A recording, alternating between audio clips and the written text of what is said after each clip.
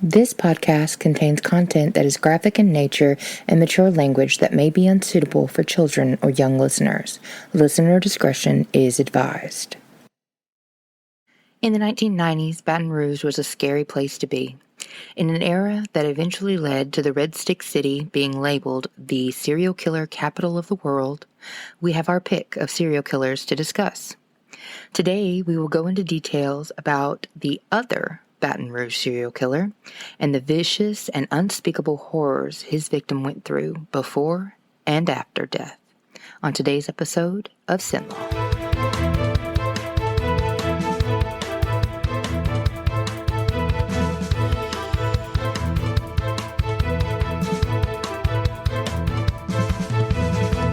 Hello and welcome to this episode of CenLAw. I'm Kellye. Kyler. And Kyler's over there doing something, so it's mostly just going to be me.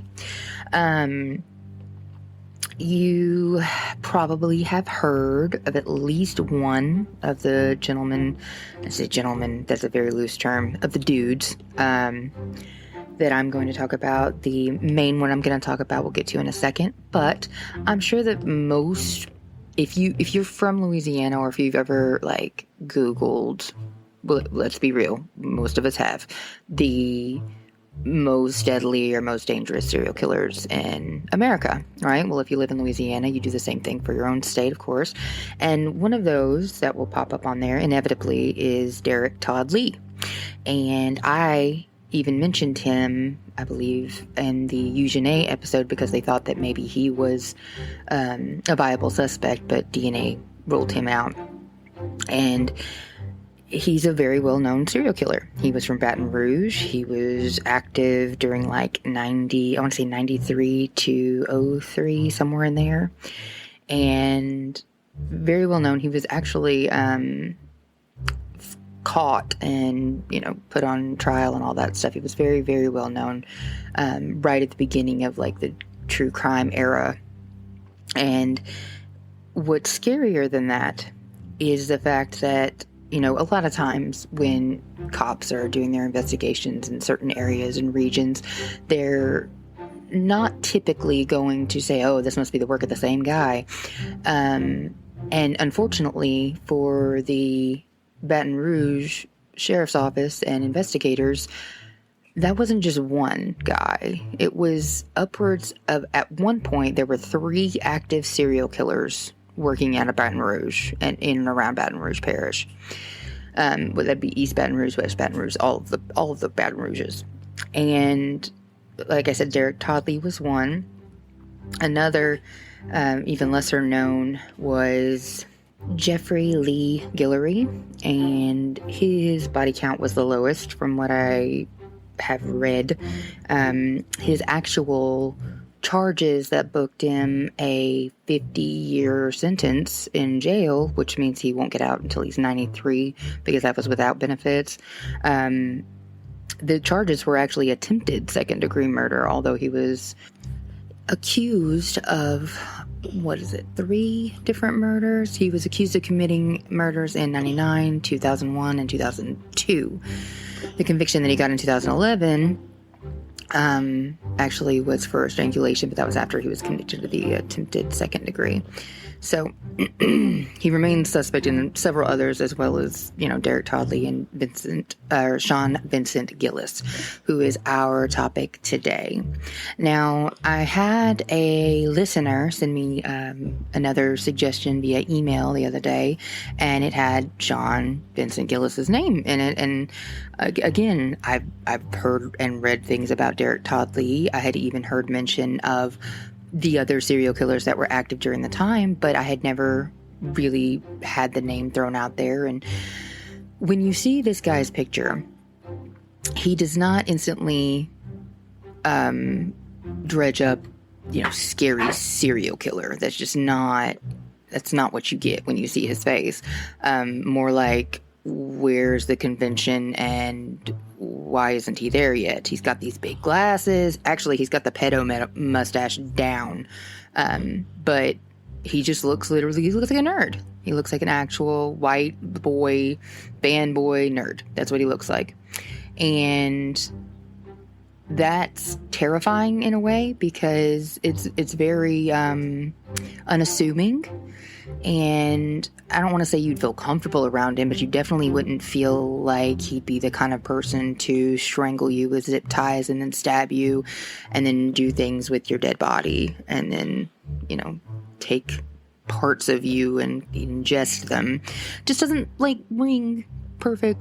Like it doesn't, you know, bring those things to mind.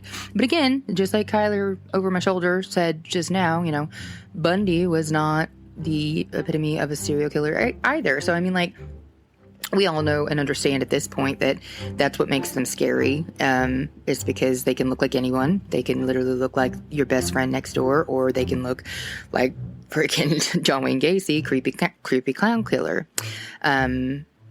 Or, you know, the other scarier looking serial killer types, whereas, you know, you've got the handsome serial killer types, you've got the unassuming, nerdy, meek-ish versions. I mean, they're all across the board. You never really can tell. And that's why they can, you know, the thought of that can be very frightening. So let's go ahead and get into the topic of our story today. And that's going to be, like I said, Sean Vincent Gillis. And he was known as the other Baton Rouge serial killer. Or in some cases, they called him the zip tie serial killer. But mostly it was the other. So it was the other. And I've been fondly using the abbreviation BRSK for Baton Rouge serial killer, just because it's fun. So the Bursk. Anyway, he was born in June of 1962. I think it was the 24th, so June 24th, 62, in Baton Rouge, to his parents, Norman and Yvonne.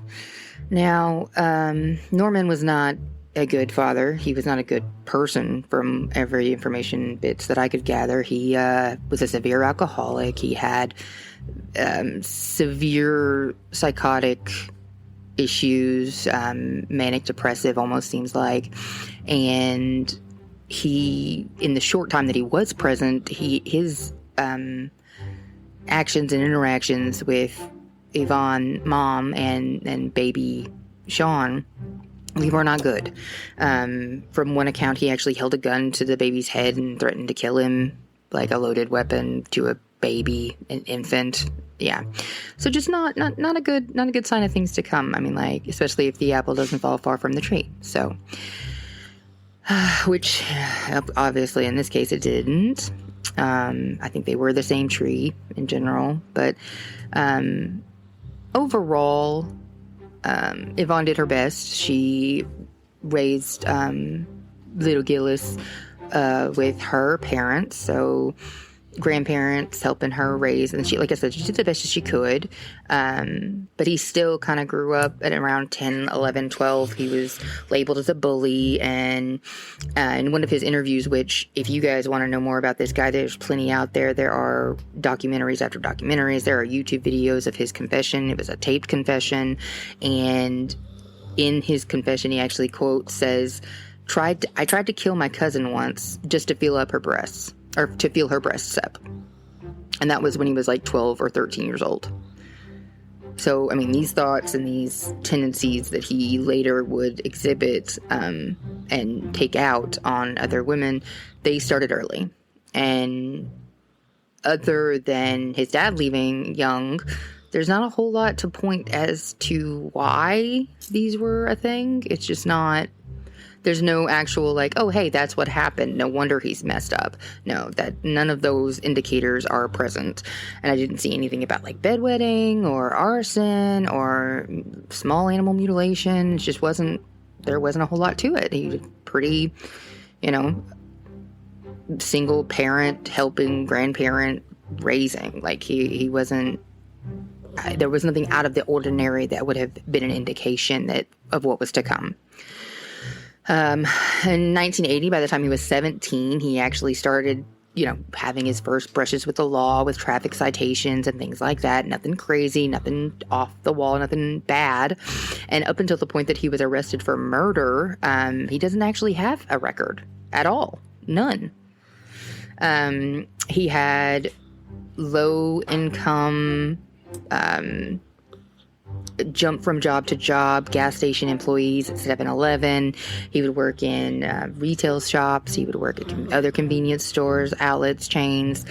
And, he just kind of, what is that word I'm looking for? He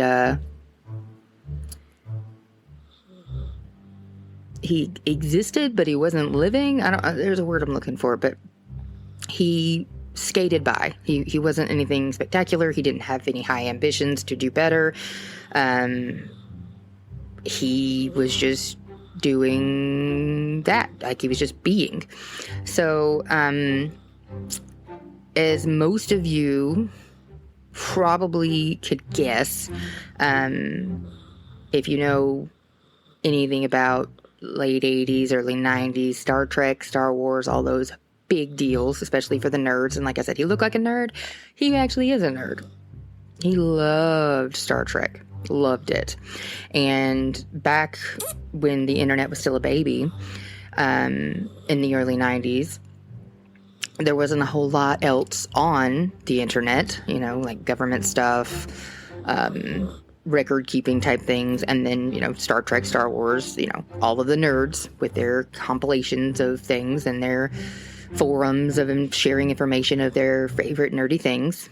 And I love those nerds. I love all nerds, just so everybody knows that I'm not down talking or like making fun in any way, shape, form, or fashion. I am not. I love me all of the things and the nerds. So and there was one more thing on the internet, but you guys probably knew that one already, unless you haven't ever dove into that side of the internet, which inevitably at some points, even accidentally clicking can get you to the porn side of the website of the internet. So that was the other part with porn. And the majority of Gillis's time that he spent online on the computer, which was the majority of his time when he wasn't at work or wasn't having to do things with his mom or for his mom, he was on the internet looking at porn or talking about Star Trek. And the porn side of things, after a while you get kind of desensitized, and so it became more graphic, more gory, and it was, for Sean Gillis, it became the bloodier the better.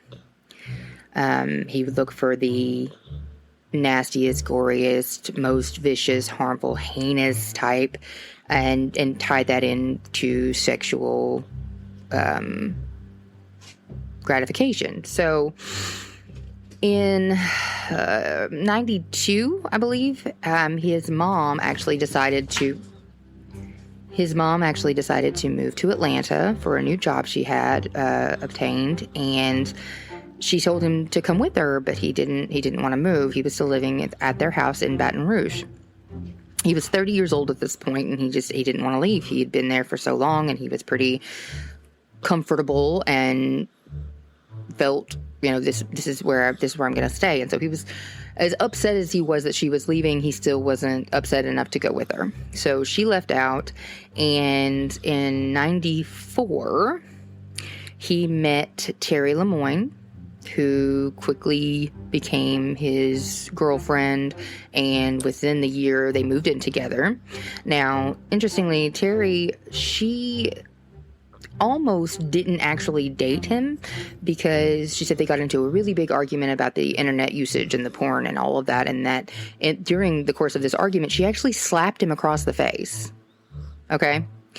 Slapped him hard across the face, and the reaction that she got was so baffling that it kind of caught her off guard. Instead of reacting or threatening to hit her back or actually hitting her back, he started crying. Yeah. So he gets slapped across the face, and then he starts to cry. And of course, at this point, she feels terrible. She feels like, oh man, what did I just do? This guy now he's crying. And at that point, she felt sorry for him. And so she wanted to make up for it. And she told him she'd never be physically violent again. And she kind of got roped back into a guilty conscious type. Now you have to make up for, hitting me in the face. And they stayed together. So about that same time, though, unfortunately, she had no way of knowing, and there was no indicators, like I said, whatsoever, other than the porn. But if she wasn't aware of what kind of porn he was watching, then she would have had no idea anyway. So the very first victim of Sean Gillis was an elderly lady who lived at an assisted living facility in Baton Rouge, and she had left her door unlocked. And his intent was to go in and rape her, right? So to live out these violent fantasies that he'd been, obsessing over on the internet for all these years. And so he goes into 81-year-old Anne Bryan's room and attempts to start an assault on her, a sexual assault, but she starts screaming for help. And he gets so worried and concerned that he's about to get caught that he just lashes out and slashes her throat a couple times and then stabs her almost 50 times. I think the total count was around 47 different separate stab wounds. And because it didn't go the way he had planned, and he didn't really have an exit strategy at that point because things got out of hand, or it went off schedule, or not off schedule, off track of what he had in his mind imagined it to be. He kind of just left. He left the body. He left everything. He just rolled out. And so her body was found a few days later, and they never really had a good idea or any kind of lead or suspect in that case whatsoever. That was in March 21st of 1994. Okay. So that was the same year that he met Terry. And the next year he moved in with her. She moved into the house with him that they lived in there in Baton Rouge. The house was actually on Bergen, whatever. I've been watching Trolls, forgive me. Bergen, pick one. 545 in Baton Rouge, and that was the house that his mother, he had grown up in, that she had left him. His mom still paid the rent, even though he was over 30 years old. She was still paying the rent for that house, and they moved in together. And keep in mind, all the while, for the next few years that we're going to talk about, Terry had absolutely no idea, okay? And everybody believed her, the fact that she was completely freaking clueless, and we'll get there. So the next victim didn't come for almost like 5 years, I want to say, because that was in 94, and then the next one wasn't until 99. And the victim in January of 1999, just real quick, other than his first and his third victims, because we get a couple more of numbers here, but his first victim, the 81-year-old Miss Anne, she obviously was not living a dangerous lifestyle, but the rest of these were mostly either prostitutes or they were into the drug scene in some way, and therefore, we hear this a lot, especially in these type of stories. They tend to be easier targets. They tend to be the sought after target for serial killers because, unfortunately, they are kind of labeled throwaway people, which is awful. But they've already lost contact with their family, or they, basically cut themselves off from all of the people that would check in on them and care about where they were on a daily basis. And we'll see more of that as we get further into the story. The second victim, Miss 29-year-old Catherine Hall.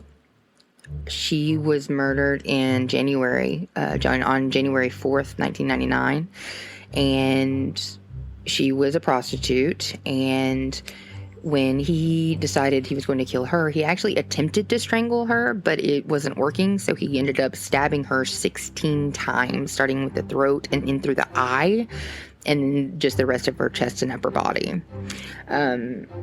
After he got done stabbing her and was successful in taking her life, he actually, trigger warning here, he mutilated her body after he got done having sex with it.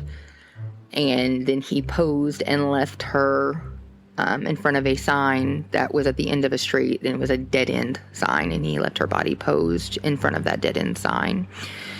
And that's how she was found. And the point was well taken. They got it. And again, this was one of those times when you would think that, the first stretch was 5 years. Maybe you got another couple years. No, not in this case. He only went about 4 months, maybe 5, close to 5, because it was the end of May. It was May 30th of 99. And this was the other victim that was not into the drug scene or any kind of prostitution or just any of the dangerous lifestyles. This was actually a 52-year-old lady. She was married. She was from the upper middle class, I believe, and her name was Hardy Schmidt. And he actually stalked her for about 3 weeks prior to abducting, raping, and strangling her. He watched her and followed her back and forth and watched her route of where she went, what she did, and eventually one night he pulled close enough to where she would be running and hit her with his car to incapacitate her, and then dragged her into the car, raped her, murdered her, and then mutilated her body post-mortem as well, and then left her. But this time he didn't stab her. Well, not when she was alive anyway. He mutilated her after death, but he strangled her and then left her again to be found. I don't think he posed her in any specific way or left her in front of a dead-end sign or anything of that nature, but he did leave her just to be found out in the middle of nowhere. So, unfortunately, like I said, at this point in Baton Rouge, they had way too many people, way too many serial killers that were being active in the area, that they were having a hard time nailing down for sure which one was which one was involved with what, because their MOs weren't entirely alike, but they had a lot of similarities. So there were things that were kind of the same, but not entirely. And so they kind of preyed on the same type of people, although because he mixed it up a little bit, because his first one was an 81-year-old, the second one was a prostitute on drugs, and then the third one was middle upper class, and the original, or the Baton Rouge serial killer, not the other, Derek Todd Lee, he actually preyed on women that were from those upper class areas, or not in the dredges. And he also had participated in the murder stalking type thing. He got off on that part of it. So it wasn't entirely just the kill and the mutilation. That was more out of necessity to try to get rid of the bodies than it was just to, get off on it, I suppose. And from 1993, when Sean Vincent Gillis started, and all the way up until 2004, when they finally arrested Sean Gillis, there were at least 2 others, if not more, active at that time. So it was one of those things where they weren't able to pinpoint, but even then, they were still obtaining DNA. Not on all of the victims, per se, but there were at least 3. And the next victim after Miss Hardy Schmidt was Joyce Williams. She was 36. She was strangled, mutilated post-mortem, and when they found her, one of her legs was actually severed completely. And from his own confessions later, Sean Gillis told them that he actually sliced off and ate her nipples. Yeah, it's pretty gruesome. The next couple of victims that they actually got DNA from, but they didn't from, let's see, it went Miss Lillian Robinson. She was 51 years old. That was January of 2000. And then you had Miss Marilyn Nevels, which hers, nobody had even reported her missing. And she was 38. Nobody even reported her missing until after he confessed, and that was in 2004. And he killed her in 2000. So it just kind of gives you an idea of the kind of people he was seeking out and his victim type. Both Lillian and Marilyn were strangled, and both had been sexually assaulted, or their bodies had been used for sex after they had died. Marilyn was 38, Lillian was 51. So you can see that their age ranges were pretty gapped too. I think his ranged from late 20s to early 50s, except for the 81-year-old. So it's a pretty wide spread there. And from there, we go to the next victim, which would have been Miss Johnny Mae Williams. She was 45 years old at the time of her death. She was strangled as well. And he had actually completely severed her hands post-mortem and left her body mutilated and abused. And this kind of was the beginning of the end. This was in October of 2003. And his next victim, although it wasn't until 2004 in February, that would be his last. So if anybody else is keeping count, you don't have to. But I'm going to tell you the total number that he is said to be accounted for is 8 total. And his last victim was Miss Donna Bennett Johnston, and she fought her butt off. They found DNA of his under her fingernails, and it was obvious that she had put up a fight, although he said later in the letters that were presented at trial to a friend of his from jail that she was so drunk it was easy to kill her, to incapacitate her. She had been raped, strangled, and the most brutally mutilated after death. He actually removed her arm from the elbow down on her left arm. He cut off and ate her nipples. He slashed and gouged her breasts, as well as cutting out a tattoo that she had on her left thigh of a butterfly, and had removed it completely. And the only fortunate part about this instance was he had gotten a little bit sloppy where he dumped her. Now, it was, I believe, like a cow farm, or it had been something along those lines, where it had soft dirt, a lot of that, and he had pulled off the road to dump her body. And the road that he took to get in was still damp. And when he left out, he actually left tire impressions in the soil out there. And the tire impressions were noted by one of the detectives who found the body, or were there investigating the scene, and they noted and took pictures and casted the tire impressions, and they got really lucky on that front, because this specific type of tire had only been sold to a couple hundred people in the Baton Rouge area. And when they ran that list and they, went ahead and broke it down, they realized that, they could split this up between a couple of the investigators and pretty much knock out everybody on this list, right?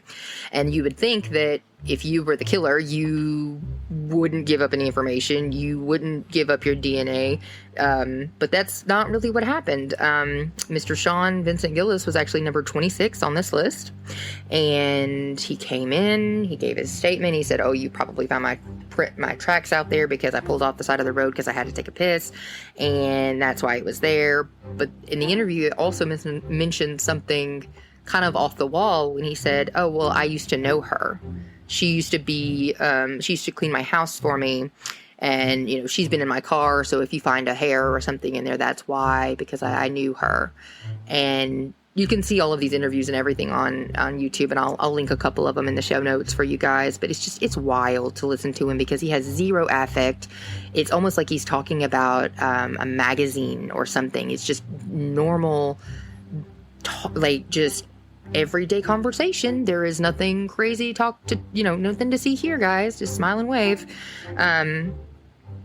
And pretty much from that point, the detectives knew that they had their guy. They just had to kind of link it all together. So they asked him if they could have his DNA. He voluntarily gave them his DNA, and they quickly got search warrants and everything for the house that he was living in. And but as of that day, though, they had to let him go.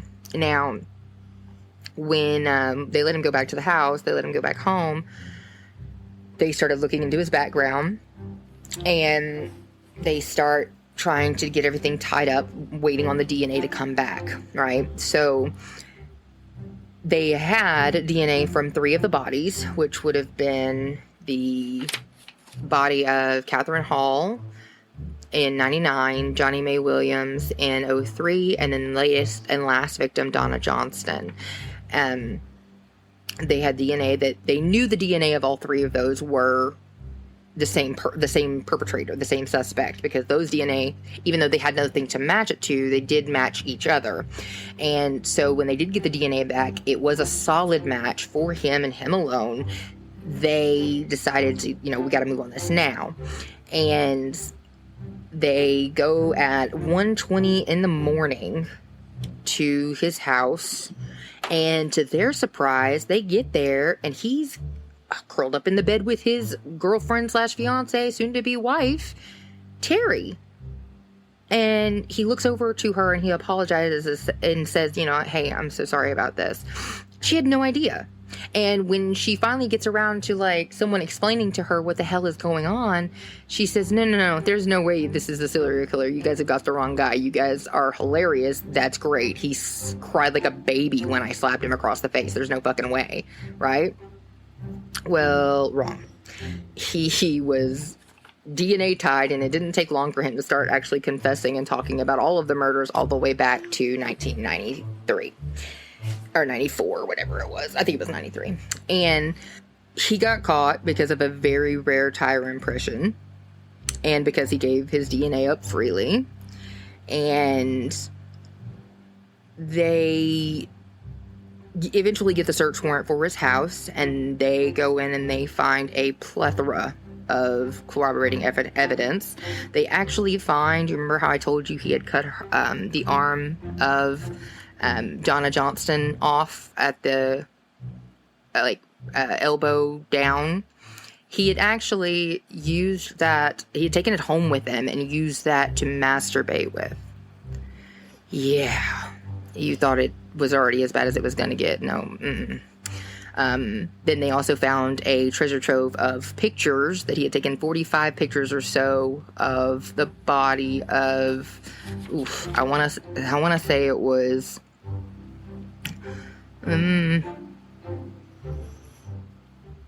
which one was it?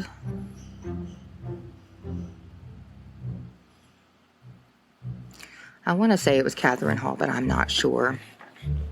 No, it wasn't Catherine Hall. It was later than that. Lillian Robinson, one of them. I just know that he took, he had 45 pictures, digital pictures that he kept on his computer. Obviously, he was, the computer nerd. And they actually also found a file marked DTL. That's right. He had been keeping up with Derek Todd Lee's murders. He didn't actually realize at the time, I guess. It was after Derek Todd Lee got arrested, which was right before he did. Because he was trying, and he says this in one of his interviews, that he didn't want to get outdone by Derek Todd Lee. I'm going to be the better serial killer. I'm going to be the most notorious serial killer in Baton Rouge. So he actually, once he realized that Derek Todd Lee had more bodies than he did, he decided that he was going to have to beat him, which is also why he started committing murders. Or that was his excuse to continue committing murders, but in a more rapid pace. than he had before. So once he was arrested and they did the search warrant, found all the corroborating evidence, like I said, they realized that, you know, this is a bad dude. The craziest part about it, though, was he had zero criminal record. Like, he had no criminal history whatsoever, other than like the couple random parking or traffic citations that he'd had. No felonies, no misdemeanors, no pinpoint show of any kind of dangerous person that could have been lurking inside of this house. And when he's in the interview, he actually talks about it in a way that he tries to make it more understandable to them. And he says, have you ever seen The Secret Life of Walter Mitty? It was the secret life of Sean Gillis. And that's how he represents it to them. And what I found interesting as well in the interview that he does with one of the investigators, he says, the investigator asks him, at what point did you get upset or mad at these women? And he said, what if there was no point? Does the word monster come to mind? And that makes all the sense. Like, he wasn't mad at them, but they were a means to an ends for him. Like, he needed them to die. He needed them to be... He needed to use them in order to get what he wanted out of it. And the only way to do that was the violent and gruesome deaths that he bestowed upon them. So it was... It's rough, a lot of it. But, like, again, it's one of those things that... It's hard to watch because he's just so blasé. Like, there's nothing... It's terrifying just how even keel somebody can be when they speak about the disgusting, horrific things that he did to these women. And I didn't even get to talk to you guys. I forgot to mention the excuses that he said that when he was making the weird random statements initially about, like, if they found hair in his car or if they found blood. Well, what if we found blood in your car? What if the blood was in the back seat? Because he said the front seat blood, if they found any up there, that would be his wife/girlfriend, whatever, that she had her period in the front seat, and it looked like a massacre up there, I think is what he said. And then he tried to say that the wind might have blown some of the blood into the back seat. Yeah, no, you heard that right. He said the wind blew maybe blood droplets into the back seat. That's why they might find blood back there. Yeah. So they actually arrested him on April 29th of 2004, which kind of blew my mind because I wasn't living in Louisiana at the time. I was still in Texas, but that's just too close for comfort. You know what I mean? Like, this was too recent. And it's kind of terrifying. Still terrifying. But it took a while for them to actually get him to trial. So he was arrested April 29th of 2004, and he started his trial for the 3 murders that they tied his DNA to of Catherine Hall, Johnny Mae Williams, and Donna Bennett Johnston. They put him on trial in July of 2008, so it was July 21st. And he was sentenced and charged of all 3 murders, and they all 3 at the same time went to trial. So they didn't do separate ones, but they did charge them with all 3 in the same trial.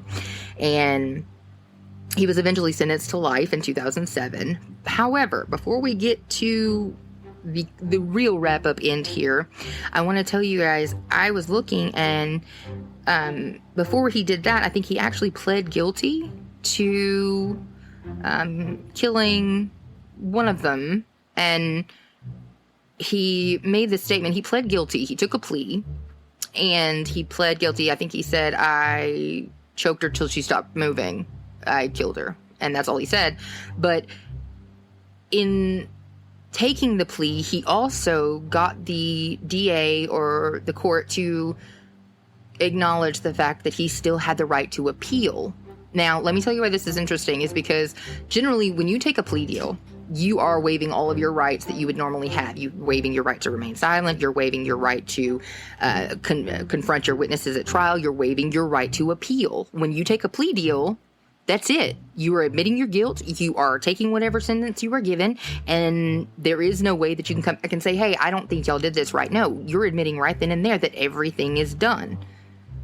you don't have the right to appeal. But apparently there is a little snippet of the law that allows for this. So it's called a Crosby plea, which is kind of, and I don't want to say kind of like an Alford plea. It's not like an Alford plea. It's an admission of guilt. You say you're guilty, but you reserve the right to appeal. And that's generally pre-trial evidence or something that happened prior to you taking your plea of guilt. Now, in Gillis's case, he was saying that he should not, his confession should not have been allowed. And for the trial, they actually ruled that it wouldn't be allowed because technically in his interview, he did ask 2 different times to have an attorney present, and they continued to speak with him, which is a violation of your rights of Miranda. And they basically threw it out, which was terrifying for the prosecution because they, at this point, were like, oh shit, he's going to walk. And they, eventually though, they got a surprise gift, I guess you could say, from a friend of Sean Gillis's. He was corresponding with a lifelong friend of his that was also in the prison system, and she happened to be incarcerated at the time, and her name was Tammy Purpura, and she wrote letters back and forth with Sean Gillis, and he actually confessed, like full-blown confessions in these letters. And unfortunately, Miss Tammy, she passed away in 2005 from complications of her AIDS disease, but before she passed away, she got a copy of these letters to the district attorney and never asked for anything in return. But without those letters, they would not have been able to go to trial in 2008. So pretty crazy turn of events because, like I said, they ruled the interview inadmissible, and then basically they had to go off of all of the DNA and things like that, but they didn't have the full-blown confession. Like, they didn't have it in the bucket like they thought they did. So thanks to Tammy, they did actually get those letters and get him sentenced, and he did get sentenced to all 3 counts. He was found guilty and sentenced to life without benefits or any kind of probation options ever. And the death penalty was on the table, but the jurors were never, like, in interviews later, they said it was never going to be an option. They had at least 2 people voting in the jury that they said from the get-go, like, we're not going to vote for the death penalty. It's just not going to happen. So he ended up getting life without parole or probation or suspension of sentence. And as of today, he sits in the Angola State Penitentiary, and he's still kicking. Although, can't say the same for Derek Todd Lee. He actually passed away in 2016, I believe, from like heart disease or something. But we can get more into that if I eventually go and cover him. But he's been covered a lot. And I mean, like, so has Sean Gillis, don't get me wrong. But of the people that I know and the names that I've heard, his name it's not really one of them. And so I figured, with the email that I got from our dear listener, thank you so much for the suggestion. And I needed to do kind of, I didn't have to do a lot of hard digging and searching for this one because there has been a lot of coverage and there are a lot of ways to learn about him. There are a slew of podcasts. Literally, if you want to know anything more about Sean Vincent Gillis, just type his name in, SEAN Gillis, Gillis, and Google search it, YouTube search it. You can find damn near anything you want to know about this guy. You can watch the confessions, you can watch all of it, and you can even get the one, I believe it was by crime, what is it, which one? It wasn't Law and Crime, it was the other one. Anyway, it was pretty much the first one that pops up on YouTube, because it's really interesting too, because they get an interview with Tammy. Was it Tammy? What's her name? The girlfriend, wifey thing? No, Terry, sorry. Her name is Terry. Anyway, Terry Lemoyne. She actually continued to live in the house where she was living with him after he got arrested. She even had the car that he carried the bodies around in. She had the car still on the property at that house. But apparently, since, I don't know, it had to have been later, after 2007-ish, they say that the house would get randomly, or not randomly, purposefully, graffitied and TP'd and basically just marked as a serial killer's house basically every Halloween, and she just got tired of dealing with it, so she ended up moving, and I think she moved to Maryland. I don't know, it was in one of the YouTube things. Go watch that and you'll see. But yeah, I just thought that was crazy. She just stayed in the house and stayed living there, and I don't know what happened to Mom. I don't know if she's still alive. I didn't go digging too far into that, but it was just, this story is just wild. It will never cease to amaze me that it seems like these serial killers at some point, eventually they give up and they want to get caught, even though they want to pretend like they're so much smarter and so much better, and then they enjoy the thrill, but I think they get tired after a while and then they just give up. And I mean, that's the only explanation that you can have for somebody who willingly gives up their DNA and just hands everything over, like, here, golden platter, here, take everything. And the souvenirs and things I can understand, because it would make it easier for them to relive their moments that gave them such gratification, and to revisit those acts and to relive them. I just can't with the arm and taking it home and okay. So that is the story of the sci-fi USS Enterprise belt buckle wearing Sean Vincent Gillis. He is currently 61 years old and is in his forever home down there in Cumpy, Angola. And just goes to show, like, no freaking criminal history, but he would stab, strangle, mutilate, sometimes eat pieces of the body and leave them totally nude after he desecrated their body by having sex with them after they were dead. And never, ever committed any other crime that he was caught for aside from that. And his wifey / in-house girlfriend never suspected. Never could have imagined it before he was arrested for it. Just two completely separate people inside the same person. Yeah. And it makes you wonder, like, who else could have been one of his victims that they haven't actually tied down to him? And honestly, I feel like he would have committed, or he would have admitted to it after a fact, because the way he was so competitive with the other, I know he's the other Baton Rouge serial killer, but with Derek Todd Lee, with him being as competitive as he was, I'm sure he would have loved to have confessed to another murder and been able to say, like, I got one more up on him. So anyway, he's still down there, he's still alive, and he is one of the grossest people I've ever dove into, honestly. Something about necrophilia that just is all the wrong ways for me. Gross. So thank you guys for listening. Thanks for coming back every week. And the 25th episode, which will be kind of, important. That's really cool for me. I feel like I know we've released more than 25 episodes technically, because we've got the bonus episodes, but I only count our actual full episodes. So the actual 25th episode will be releasing in 2 weeks from today, and that's actually going to be something really cool. Like, I feel like I'm not going to give anything away because I'm really excited about it, and I hope that you guys come back and stick around for that. So keep telling your friends, keep talking about us, and keep your doors locked. Are you kidding? Fresh air is for dead people. All right, you guys.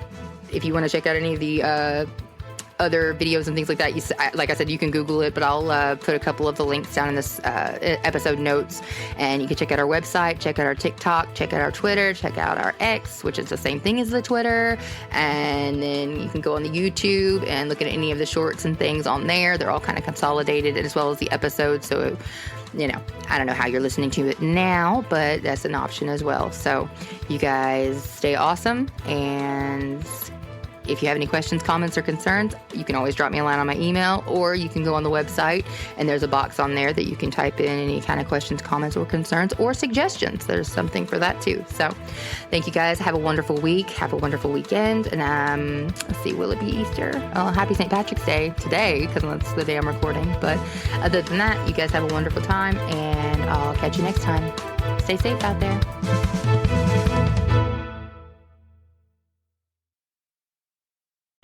This has been an Elf Audio production.